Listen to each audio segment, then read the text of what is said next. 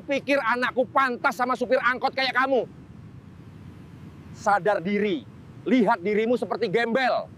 Assalamualaikum warahmatullahi wabarakatuh. Bagaimana rasanya, seorang supir bus yang dihina dan dipermalukan ayah kekasihnya, ia dianggap tak pantas dekat dengan anaknya karena miskin dan tak punya masa depan, ternyata. Sebelum kita mulai, kami doakan yang subscribe dan like supaya dilancarkan rezekinya dan disehatkan badannya. Komen amin di bawah ya. Dan kalian dari mana aja nih?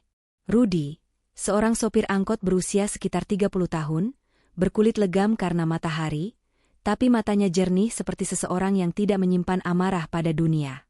Tangannya yang kasar menyalakan mesin tuanya dengan lembut, seolah-olah ia sedang menenangkan anak kecil yang rewel. Hari-hari Rudy selalu sama, tapi bukan berarti tanpa warna. Ia mengenal hampir semua penumpangnya, dari ibu-ibu penjual sayur yang selalu menawar ongkos, hingga pelajar yang suka lupa bayar. Tapi tak ada satupun yang membuatnya marah. Namanya juga rezeki, harus sabar nyarinya, begitu katanya. Namun pagi itu berbeda. Ada sesuatu di matanya yang membuatnya tampak berpikir dalam.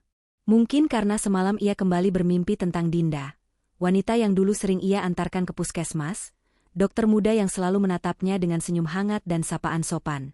Sudah berbulan-bulan ia tak melihat wajah itu, tapi setiap kali angkotnya melewati depan puskesmas, ia masih menoleh, seolah berharap Dinda keluar dan melambaikan tangan seperti dulu. Rudy pernah percaya bahwa cinta tak mengenal batas. Tapi hari ini, ia hanya bisa tersenyum getir mengingat kenyataan bahwa dunia tidak seindah doa. "Bang Rudy, angkotnya kok sepi amat sekarang?" tanya Tono, kenek yang sudah seperti adik baginya. "Rezeki orang gak selalu ramai, Ton. Kadang sepi biar kita belajar sabar." "Belajar sabar terus, Bang, nanti malah lupa marah," candanya. Rudy tertawa kecil. Tapi di balik tawanya, ada sesuatu yang tak ia ucapkan. Ia tahu, hidupnya sederhana, tapi hatinya tidak pernah sekadar pasrah. Ia menyimpan sesuatu, bukan rahasia besar, tapi keyakinan kecil yang membuatnya terus maju, bahwa setiap penghinaan yang diterimanya hanyalah ujian, bukan akhir. Siang itu, takdir seolah ingin menguji keteguhan hatinya sekali lagi. Saat angkotnya berhenti di depan puskesmas, seseorang memanggil dari arah pintu. "Rudy." Suara itu, lembut namun tegas, membuat langkahnya terhenti. Ia menoleh, dan matanya langsung membulat. Dinda. Ia tampak berbeda. Wajahnya lebih pucat, tubuhnya sedikit kurus, tapi senyumnya masih sama, tulus dan hangat. "Bang Rudy," ucapnya perlahan, "lama nggak ketemu ya?" Rudy mencoba tersenyum, tapi jantungnya berdetak tak karuan. "Iya, dokter." Dinda. "Apa kabar?" "Sibuk. Tapi, aku senang masih bisa ketemu kamu." Kata-kata itu menggantung di udara, sebelum suara lain memotong dengan tajam. "Jadi ini orangnya." Dari arah belakang Dinda, seorang pria parubaya dengan jas putih berjalan menghampiri. Tatapannya dingin dan tajam, penuh penilaian. Rudy langsung tahu siapa dia. Dokter Pramudia, ayah Dinda, dokter senior yang namanya dikenal di seluruh kota. "Bapak," Dinda berbisik, tapi tak sempat menyelesaikan kalimatnya. Suara Pramudia meninggi, menggema di jalanan ramai itu. "Kau tahu, Dinda, aku biarkan kau jadi dokter agar bisa memilih kehidupan yang pantas.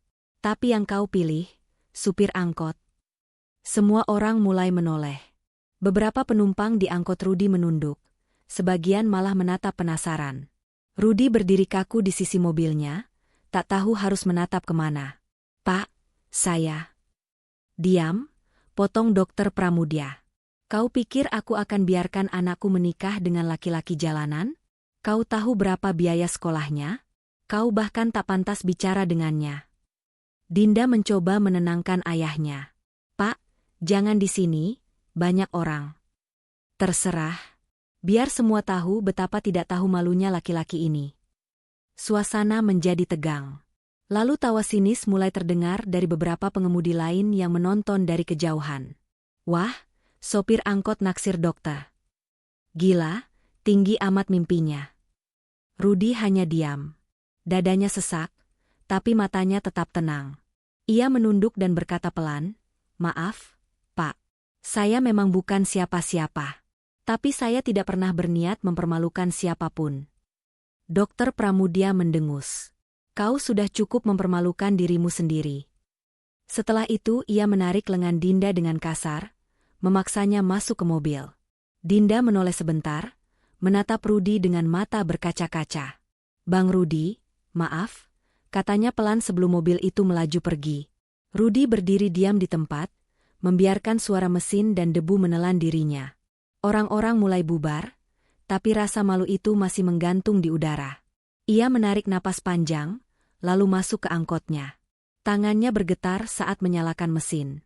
Namun sebelum menarik gas, ia berbisik pada dirinya sendiri. Kalau ini caranya Tuhan mengajarkan aku untuk sabar, aku terima. Ia melajukan angkotnya pelan-pelan melewati jalan yang ramai, seolah tak terjadi apa-apa. Tapi di dadanya, doa kecil tumbuh. Doa untuk Dinda, untuk ayahnya, dan untuk dirinya sendiri yang menolak membenci dunia meski telah dihina habis-habisan. Namun satu pertanyaan kini menggantung di udara, tak bisa ia usir dari pikirannya. Sampai kapan aku harus diam sebelum dunia tahu siapa aku sebenarnya? Malam itu, kota seperti kehilangan suaranya. Hujan turun perlahan, membasahi jalanan yang sepi. Di dalam angkotnya yang terparkir di sudut terminal, Rudi duduk sendirian. Wajahnya menunduk, matanya menatap kosong ke arah kemudi yang masih dingin oleh tetesan air. Dari luar, ia tampak seperti sopir angkot yang sedang istirahat. Tak ada yang tahu bahwa di balik tatapan tenangnya, ada badai yang berputar di dadanya. Suara hinaan siang tadi masih terngiang di kepalanya, seakan gema itu menolak padam. Kau pikir anak dokter pantas untukmu? Laki-laki jalanan tak punya masa depan. Setiap kata itu seperti paku yang menancap perlahan, dalam, menyakitkan. Namun di antara luka, ada satu kenangan yang muncul begitu jelas. Senyum Dinda sebelum mobil ayahnya melaju pergi. Senyum yang menggigil tapi tulus, seolah berkata, jangan menyerah. Rudi menghembuskan napas berat. Ia menatap kaca spion di hadapannya, dan pantulan wajahnya kembali menatapnya. Bukan wajah sopir miskin, tapi seseorang yang selama ini berusaha menahan jati dirinya agar tak menjadi kesombongan. Sudah saatnya, gumamnya pelan, ia membuka tas kecil di bawah kursi pengemudi. Dari dalamnya, ia mengeluarkan sebuah amplop coklat yang sudah agak lusuh. Di dalam amplop itu, ada selembar dokumen dengan kop perusahaan besar bertuliskan, AirTrans Holdings, PT Raya Transportasi Nasional. Dan di bawah kop itu, tertera tanda tangan yang sangat familiar, Rudi Prasetyo, Direktur Utama. Ya, Rudi bukan hanya sopir angkot.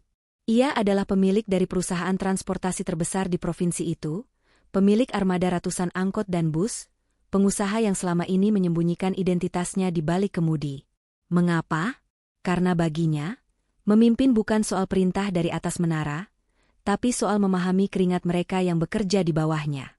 Ia ingin tahu bagaimana rasanya macet berjam-jam, dihina penumpang, diserempet motor, dipalak preman. Ia ingin memahami dunia mereka bukan dari laporan keuangan, tapi dari kursi sempit di balik setir. Tapi malam ini, hatinya gelisah. Bukan karena harga dirinya diinjak, tapi karena seseorang yang tulus padanya harus ikut tersakiti oleh kebohongan yang ia ciptakan. Ia menatap keluar jendela, ke arah langit yang masih meneteskan sisa hujan. Dinda, andai kamu tahu siapa aku sebenarnya, gumamnya lirih, apa kamu masih mau tersenyum padaku seperti dulu? Keesokan paginya, Rudi bangun lebih awal. Ia menatap jam tangannya, pukul 5. Biasanya ia baru mulai mengemudi jam 6, tapi hari ini ia punya alasan lain untuk bergerak cepat. Ia mengenakan kemeja putih bersih, bukan seragam sopir. Di dalam tas kecilnya, ia membawa selembar undangan berlogo AirTrans. Hari ini adalah hari penting. Peluncuran program digitalisasi transportasi kota, sebuah proyek kerjasama besar antara pemerintah daerah dan perusahaannya. Selama ini, ia menolak tampil ke publik, memilih berada di balik layar. Tapi kali ini, ia akan datang. Ia sudah memutuskan, tidak untuk membalas siapapun, tapi untuk menegakkan harga dirinya dengan cara yang tenang. Terminal pagi itu ramai. Sopir-sopir lain melirik Rudi dengan bingung. Bang, kok rapi banget? Kayak mau kondangan aja. Celetuk Tono, kenek setianya. Rudi tertawa kecil. Iya, Ton. Mungkin memang mau kondangan, tapi sama masa depan. Tono mengernyit tak mengerti, tapi Rudi hanya tersenyum dan menepuk pundaknya. Jaga angkot ya hari ini. Besok aku ganti oli baru, gratis. Rudi meninggalkan terminal, melangkah dengan langkah yang tenang menuju gedung pertemuan tempat acara akan digelar. Dalam diam, hatinya berdetak cepat. Bukan karena takut, tapi karena tahu, hari ini mungkin menjadi awal dari perubahan besar. Gedung tempat acara berlangsung berdiri megah di pusat kota, dipenuhi tamu penting, pejabat, pengusaha, wartawan, dan dokter-dokter dari berbagai rumah sakit yang diundang sebagai mitra transportasi darurat. Dan di antara tamu-tamu itu, Dr. Pramudia dan Dinda turut hadir. Dinda tampak gugup, meski tak tahu mengapa. Ayahnya menerima undangan dari pihak AirTrans, perusahaan yang ia hormati tapi belum pernah tahu siapa pemiliknya. Dinda, kata ayahnya pelan, kau lihat? Beginilah kalau orang berpendidikan. Mereka membangun sistem yang mengubah dunia.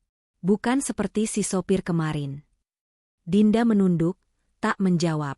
Hatinya berdesir aneh, seolah ada sesuatu yang akan terjadi. Musik pembuka mengalun. Lampu-lampu panggung menyorot ke arah podium. Seorang pembawa acara naik ke atas panggung dengan semangat. Hadirin sekalian, mari kita sambut tokoh di balik revolusi transportasi baru kota kita. Sosok sederhana tapi visioner. Inilah pendiri dan pemilik AirTrans Holdings, Bapak Rudi Prasetyo. Seluruh ruangan hening. Langkah kaki terdengar perlahan naik ke panggung. Dan ketika sorotan lampu menyingkap wajahnya, nyaris semua orang menarik napas keras. Itu Rudi. Rudi si sopir angkot. Dokter Pramudia terpaku, wajahnya berubah pucat. Dinda menatap tak percaya, air matanya perlahan menetes. Rudi berdiri di depan mikrofon, mengenakan jas abu-abu sederhana, dengan senyum yang sama seperti yang ia tunjukkan saat berada di balik kemudi. Selamat pagi, Bapak Ibu sekalian, ucapnya lembut. Mungkin sebagian dari Anda mengenali saya. Ya, saya memang pernah menjadi sopir angkot. Dan hari ini pun, saya tetap merasa sebagai sopir, karena tugas saya masih sama. Membawa orang ke tujuan mereka, hanya saja kali ini, dengan cara yang lebih besar. Ruangan hening, hanya suara tepuk tangan kecil dari sudut belakang yang kemudian disusul tepuk tangan meriah seluruh hadirin. Tapi sorot mata Rudi sempat berhenti sejenak pada satu arah, ke kursi tempat Dinda duduk. Ia tersenyum tipis, tidak sombong, tidak membalas dendam. Hanya senyum hangat seorang lelaki yang akhirnya bisa berdiri tegak tanpa kehilangan kerendahan hati. Dan di tengah gemuruh tepuk tangan, Dinda berbisik pelan, sambil menatapnya dengan mata berkaca. Bang Rudi, jadi ini kamu sebenarnya. Rudi menunduk hormat dari panggung. Bukan pada pejabat, bukan pada dokter, tapi pada takdir, yang akhirnya mengembalikan harga dirinya tanpa perlu membalas dengan amarah. Pagi itu, seluruh kota seperti membeku. Berita tentang Rudi, sopir angkot yang ternyata pemilik perusahaan transportasi terbesar di wilayah itu, menyebar lebih cepat dari angin. Media lokal menulisnya di halaman utama. Sopir angkot ternyata bos AirTrans. Pria sederhana yang menipu semua dengan kerendahan hati. Pelajaran dari seorang Rudi Prasetyo, jangan hina orang dari penampilannya. Video pidato Rudi di panggung semalam beredar di media sosial. Di warung kopi, terminal, bahkan rumah-rumah warga, semua membicarakan hal yang sama. Namun di satu rumah besar di kawasan elit, suasananya berbeda. Di ruang tamu yang dipenuhi lukisan dan aroma kopi mahal, Dr. Pramudia duduk memandangi layar televisi. Wajahnya datar, tapi matanya tak mampu menyembunyikan keterkejutan yang tersisa. Di sampingnya, Dinda duduk diam, tangannya menggenggam cangkir teh yang sejak tadi tak disentuh. Dia benar-benar Rudi itu, suara ayahnya berat, seperti tak percaya kata-katanya sendiri. Ya, ayah, jawab Dinda pelan. Itu Bang Rudi. Dia tidak berbohong, hanya tidak memberitahu. Keheningan jatuh di antara mereka. Jam dinding berdetak pelan, seakan menegur kesombongan yang semalam masih berdiri tegak di dada sang dokter senior. Dokter Pramudia akhirnya berbicara lagi.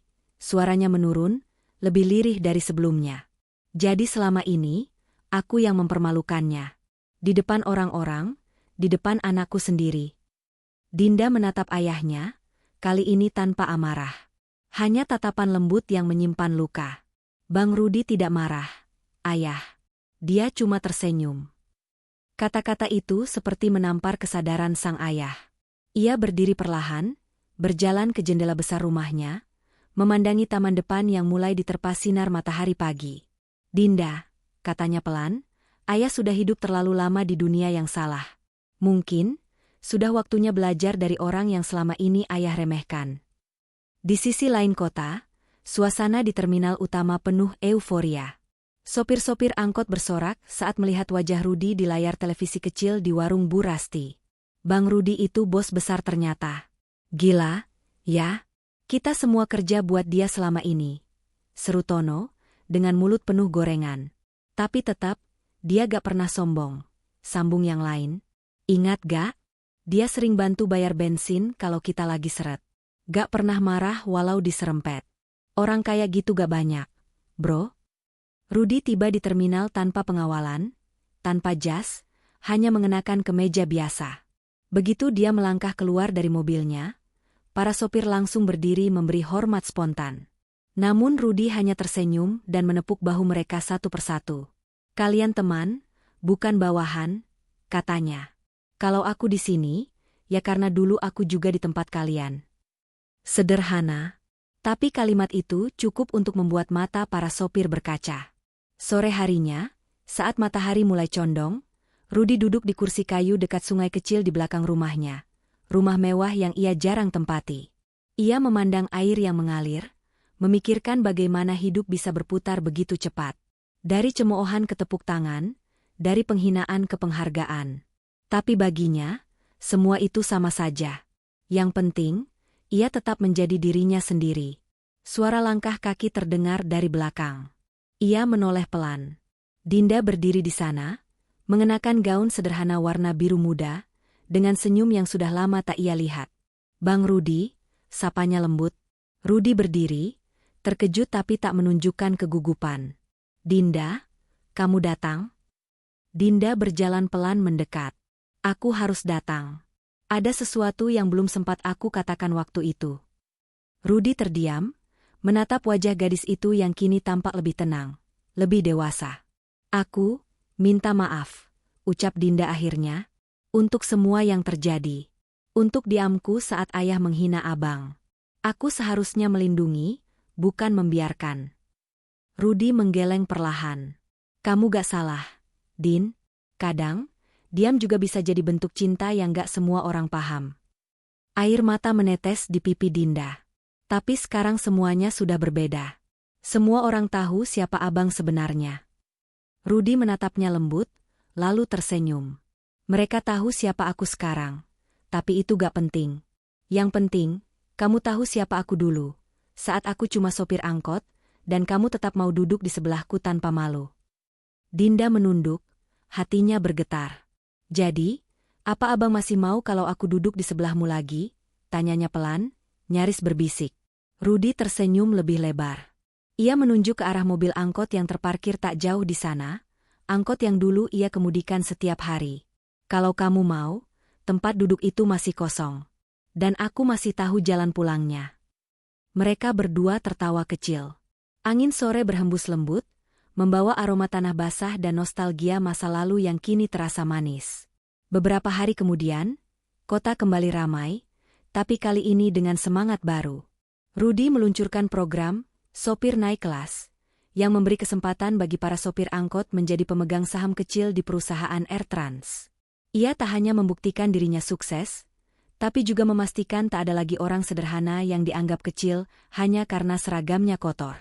Di belakang panggung acara peluncuran itu, Dr. Pramudia datang menghampiri Rudi. Ia menunduk dalam-dalam. Nak Rudi, katanya pelan, izinkan orang tua bodoh ini meminta maaf. Rudi membalas dengan senyum yang sama seperti dulu, senyum yang menenangkan siapapun yang melihatnya. Saya sudah maafkan, Dok. Sejak hari itu, saya tidak menyimpan dendam. Saya hanya ingin menunjukkan bahwa sopir pun bisa punya mimpi yang sama tingginya. Mereka berjabat tangan lama. Dan untuk pertama kalinya, Dr. Pramudia merasa rendah hati bukan berarti kalah. melainkan sebuah kemenangan batin yang tak semua orang bisa capai. Malam itu, di jalan yang dulu menjadi saksi penghinaan, satu angkot berwarna biru muda melaju perlahan. Di balik kemudi, Rudi tersenyum. Di kursi sebelahnya, Dinda tertawa kecil sambil memandangi lampu-lampu kota. Tidak ada penumpang malam itu. Hanya dua hati yang akhirnya menemukan arah. Dan di kaca belakang angkot itu, tulisan kecil terpampang jelas. Jangan nilai dari penampilan, karena hati tak punya seragam.